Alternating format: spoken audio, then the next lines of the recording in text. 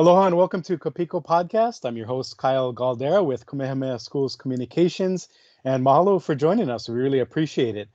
We know these are interesting times and we appreciate you hanging in there and joining us during this podcast. And we continue, even during the pandemic, to showcase some of the innovative approaches to education, community building, and leadership through a Native Hawaiian lens. So you can catch all the episodes of Piko podcast on the Ka'ipu'olono internal website for KS employees, ksbe.edu/news for everybody around the world, and also on streaming sites, including Spotify, Stitcher, and iHeartRadio. So again, mahalo for tuning in. And I've really been looking forward to this particular episode because the guest we're bringing on today is a 2012 KS Kapālama graduate, and for the first time on the podcast, a Super Bowl champion is joining us. And that's Kamu Grugier-Hill. Mahalo, Kamu, for joining us. Right on. Thank you for having me. It's been long overdue. Yeah, and coming to us from Miami, so we got this cross-country connection going on here. Yep. So, as part of the Eagles team that defeated the Patriots back in 2018 and getting that Super Bowl ring, what are some of the memories that, you got from that experience that you'll hold on not only through your playing career, but also throughout life? So I've been asked that question a lot. And I think, the funny thing about that whole experience is, that was my second year in the league and we just started taking over and we were so dominant that year that you didn't really have time to process what was happening. And it wasn't really until I woke up that morning of the Super Bowl, like, oh, bro, this is happening. Like, we're here.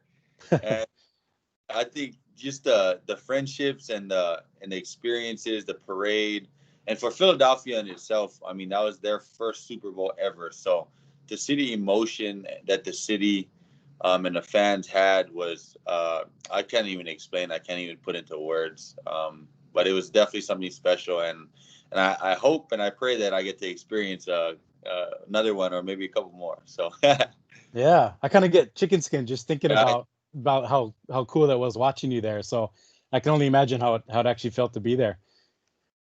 But take us back to your time at KS Kapālama. You were a soccer player and then actually got into football, I believe, in your junior year. Yeah. And then from there, you actually went on to college and then made it to the NFL. So was there a time when you were in high school at KS that you envisioned yourself making it to this level?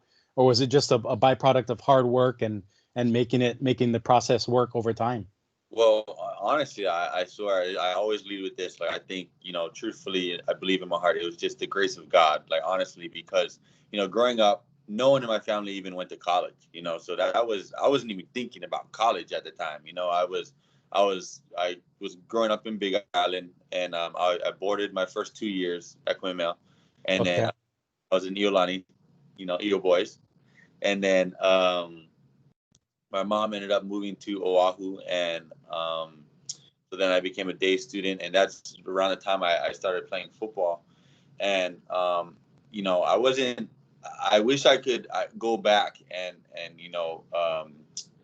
for lack of a better term, be a better student, because junior year I didn't even have the opportunity to really play too much because my grades were not where they needed to be, and I wasn't the best kid at the time, and but I fell in love with the sport, and Kamehameha did such a good job of just kind of just keeping me contained and helping me and motivating me to become who I knew I could be. And so going into that senior year, I fell in love with the sport and I did everything I could to get on the field and stay on the field. And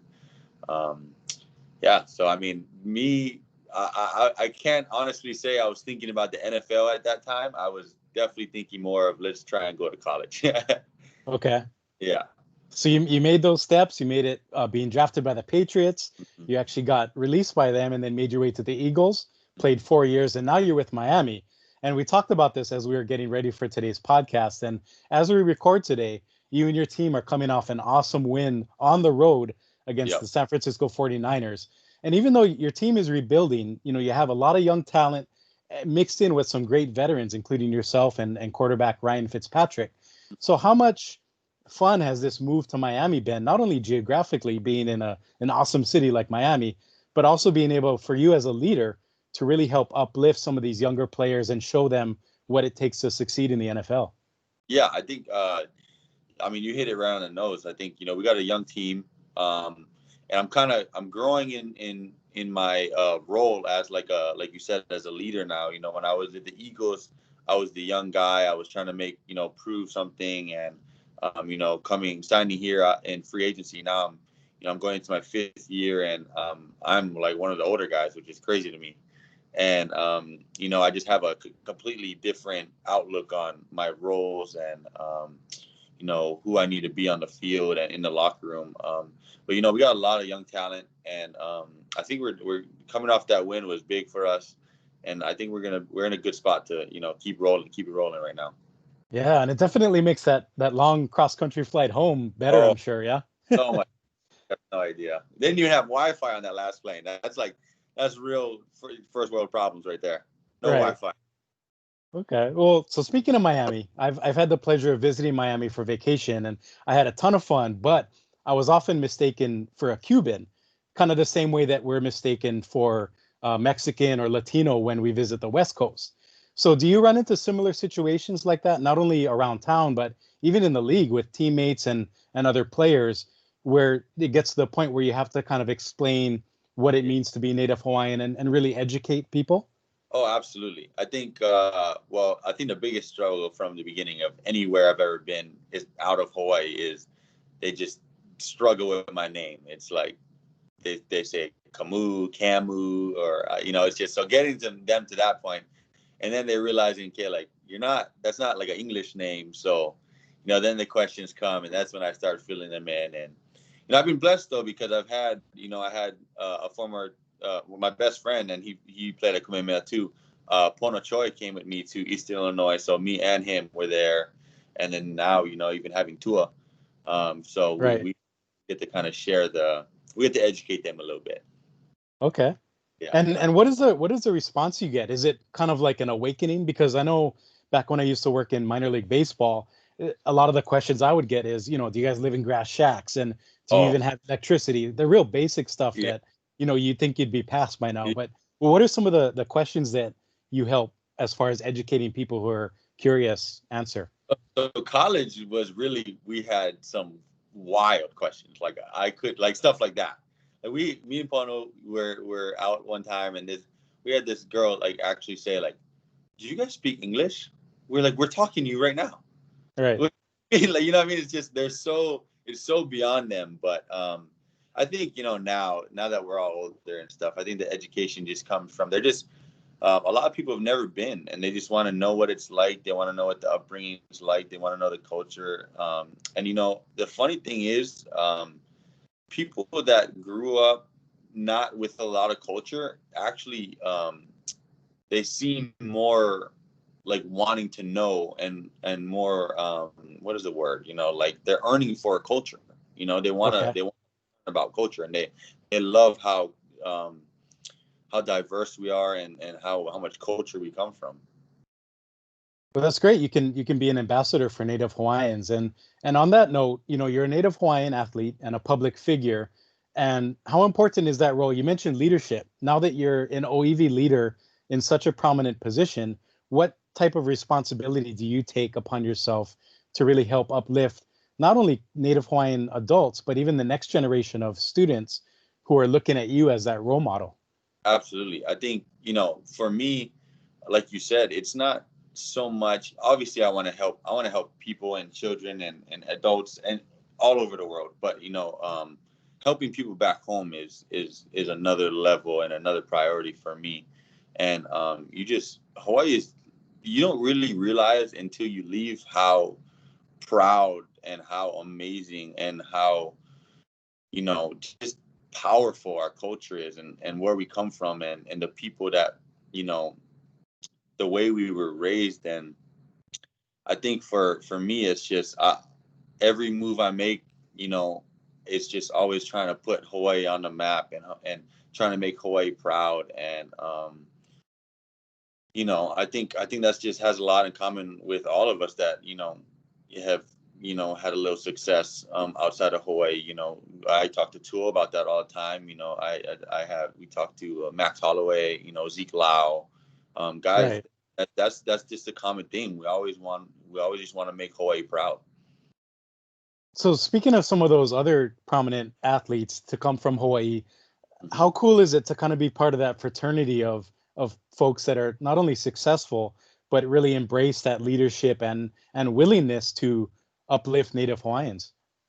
Yeah, it's awesome. I think the conversations we have is always fun. But I think the funny thing about it is we were always kind of in a circle together from the beginning. It's not like, oh, we all made it, so now let's hang out. Like, it's kind of, we were training at tactical, we were training at all these spots, and we all just kind of, every time someone did something, oh, like, good job, bro, that's awesome. And like, we just keep pushing each other like that in whatever field it is, and I mean, I just, huge shout out another kid, Kamehameha grad, Zeke Lau is my best friend, and we from ninth grade have pushed each other in everything we do.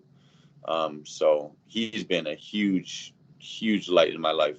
Awesome. But yeah, I think it's awesome. Okay. So when you come back home, does your football contract allow you to go surfing and get in the water? Or is that something you have to be kind of careful with, knowing the liabilities? Usually keep my phone on the beach and just, keep it a little hush hush. Okay. But I don't think, I don't look too far into it. And I don't think that would stop me anyway. I think that me coming home is so much more important than anything else. I mean, I love being at the beach with my family and my friends, and I mean, I take that over anything every day. Awesome. And last thing, Kamu, before we let you go, with all the stress and lack of clarity going on with this COVID-19 pandemic, what messages of encouragement or words of wisdom do you have for our current Kamehameha School students and even the Kamehameha School's Ohana who supports you and follows you and watches your games every Sunday? Well, first and foremost, I just want to say thank you and mahalo to all you guys for always supporting. Like I said, all of us are just so happy, and so we just want to make you guys proud. And for people, in this time right now, I think just find a way to make this a little normal, and just keep striving for that perfection and striving for greater, And I think a big thing that it's simple, but I've always kept with me is just don't settle for anything, and always keep pushing.